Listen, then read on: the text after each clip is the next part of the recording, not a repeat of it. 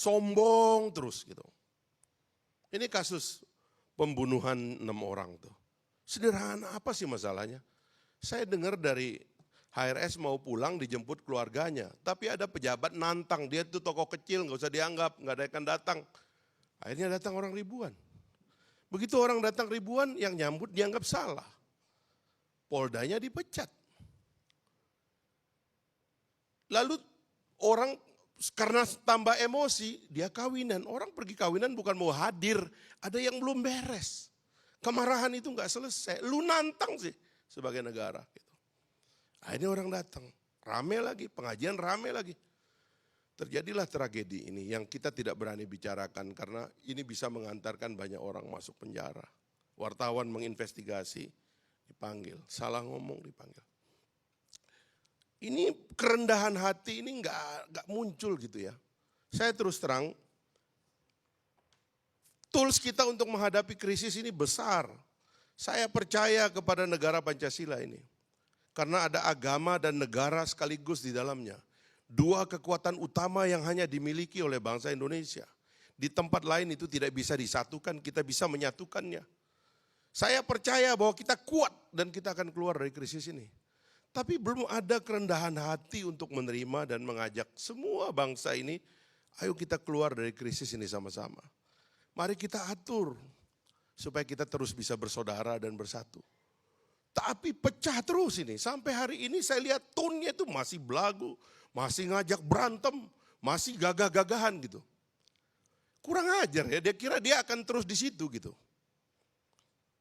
Jadi saya kira, nggak ngerti kita lagi cara ngomongnya, tapi kita tinggal mengetuk hati satu orang saja. Berharap Pak Jokowi datang dengan kerendahan hati untuk carilah informasi yang benar. Orang-orang di sekitar Anda sedang berlomba-lomba untuk merebut jabatan, mengangkangi jabatannya untuk kepentingan pribadi, untuk climbing ke tempat yang lebih tinggi. Orang-orang itu tidak peduli dengan masa depan, apakah suatu hari presiden akan dipanggil ke Mahkamah HAM atau tidak. Yang penting hari ini dia menang. Orang-orang di sekitar Anda tidak jujur. Dengarlah orang-orang yang jujur, yang berbicara dengan hatinya. Dan untuk itu bukalah ruang publik. Biarkan orang bicara apa adanya. Jangan orang berbicara berbeda dengan aparat, dengan pemerintah masuk penjara. Sebab ini adalah awal bencana. Jadi inilah saya kira kalimat yang saya ingin katakan sebagai penutup. Mudah-mudahan krisis ini menyadarkan para pejabat, para pemimpin. Bahwa kalau kita bisa keluar dari krisis ini, insya Allah Indonesia akan jadi pemenang. Indonesia akan jadi negara besar. Indonesia akan kuat. Karena apa khazanah yang dimiliki Indonesia tidak dimiliki oleh bangsa lain. Indonesia adalah negara yang telah menunjukkan dirinya dalam sejarah. Mampu meramu hal-hal yang rumit dan sulit menjadi satu realitas persatuan, bahkan keindahan sekaligus. Dan inilah kekuatan bangsa kita. Tapi kalau ini tidak bisa ditangkap, karena menurut saya Pancasila memang lebih rumit dari sekularisme, bahkan menurut saya Pancasila juga lebih rumit dari konsep-konsep monolitik, ya berarti memang kita tidak punya kapasitas untuk menggunakan Pancasila ini sebagai jalan keluar. Dan ini bisa menjadi akhir gitu. Jadi saya menghimbau semua pihak, rekonsiliatiflah. Jangan lagi lah pertunjukkan kesombongan karena kita lagi memiliki masalah lain.